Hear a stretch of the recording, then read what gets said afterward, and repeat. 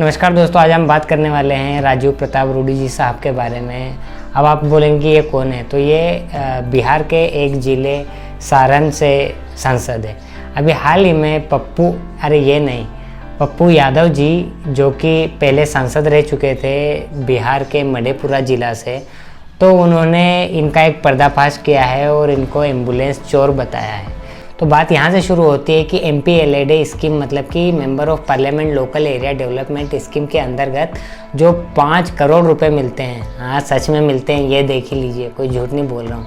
हर साल सांसदों को हमारे यहाँ उनके लोकल एरिया के डेवलपमेंट के लिए 5 करोड़ रुपए मिलते हैं। आपके यहाँ भी मिलते होंगे, आप देख लीजिए आपके लोकल एरिया में कितना डेवलपमेंट हुआ है, तो आपको पता चल जाएगा। तो इसके तहत जो कीर्ति आज़ाद दरभंगा के जो MP थे, उनके फंड से एम्बुलेंसें ली गई थी। तो जैसे कि ट्वीट में कहा गया है कि जो एम्बुलेंस ली गई थी, तो उनकी जो लागत थी वो 32 लाख रुपए थी और वो बहुत ही मतलब कि हाईटेक थी, और उस पर जो एक्सरे मशीन थी और लाइफ सपोर्ट के काफ़ी अच्छे सिस्टम थे, तो इसीलिए इनकी कीमत 32 लाख रुपए बताई जा रही थी।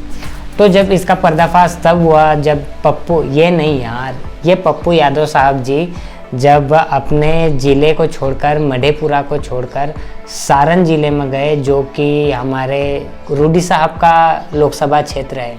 तो इन्होंने देखा कि एक कम्युनिटी हॉल के बाहर ये एम्बुलेंस खड़ी है।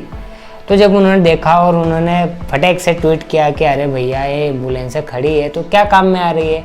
अब आप लोग बोलेंगे कि कुछ नहीं भैया, मरीजों को यहाँ से ले जाती होगी, लाती होगी, पर नहीं, आप बिल्कुल गलत है। आप इसलिए नेता नहीं बन सकते।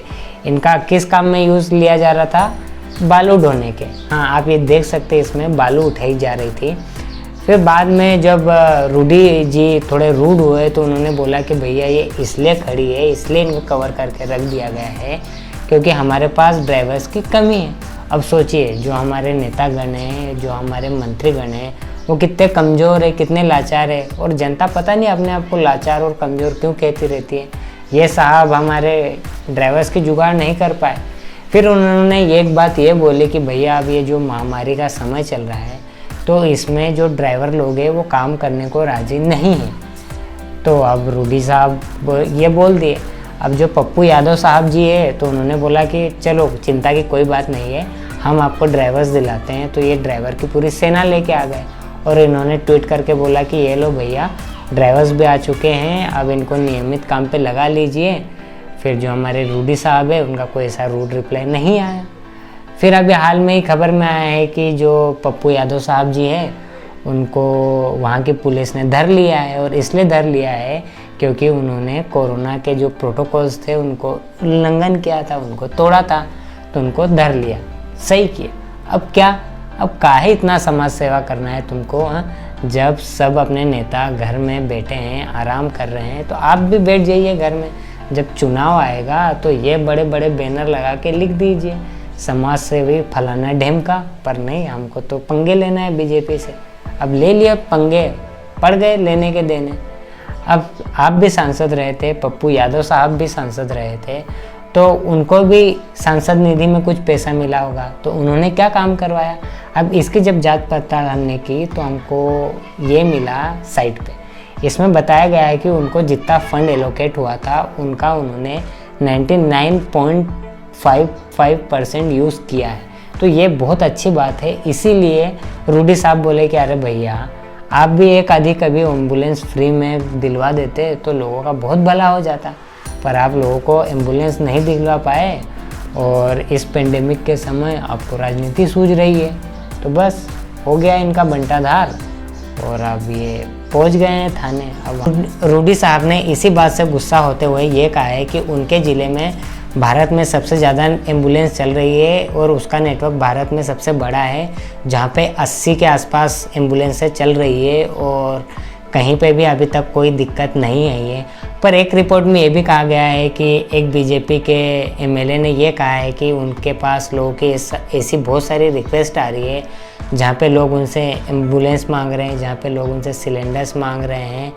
तो अब इसमें दोहरी बात हो गई है कि आप क्या कह सकते हैं। अब हमारे नेता लोग तो 2-4 बातें कहते ही रहते हैं, तो अब मानना तो पड़ेगी।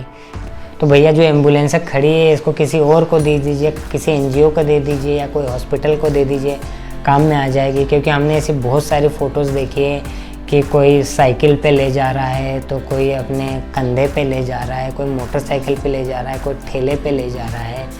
तो यही एक समय है जिसमें आप अपनी मानवीयता का, हमारी ह्यूमैनिटी का आप उदाहरण पेश करके लोगों की सेवा कर सकते हैं, लोगों की मदद कर सकते हैं। आप भी जो ऐसे नेता हैं जो अपने घर में दुबक के बैठे हैं, तो आप भी अपने घर में ना चुपचाप दुबक के बैठिए। जो सरकार बोल रही है उनकी बात मान लीजिए, क्योंकि कहा गया है कि तीसरी वेव भी आने वाली है जो कि बहुत ख़तरनाक है। तो बस मास्क लगाते रहो और शांति से घर में बैठो, और जो किल्लतें हो रही है उनका थोड़ा बहुत सामना कर लो, क्योंकि अच्छा समय तो बीत जाता है, तो ये जो बुरा समय चल रहा है ये भी बीत जाएगा। तो बस दोस्तों आज के वीडियो में इतना ही, और मिलते हैं जल्दी अगले वीडियो में। तब तक के लिए अपने सेहत का ख्याल रखें, अपने घर वालों का ख्याल रखें, लोगों की मदद ज़रूर करें। और हमारा वीडियो देखने के लिए आपका धन्यवाद। और आपने कभी हमारे चैनल को सब्सक्राइब नहीं किया है तो इसको ज़रूर से सब्सक्राइब कर दीजिए। Thank you.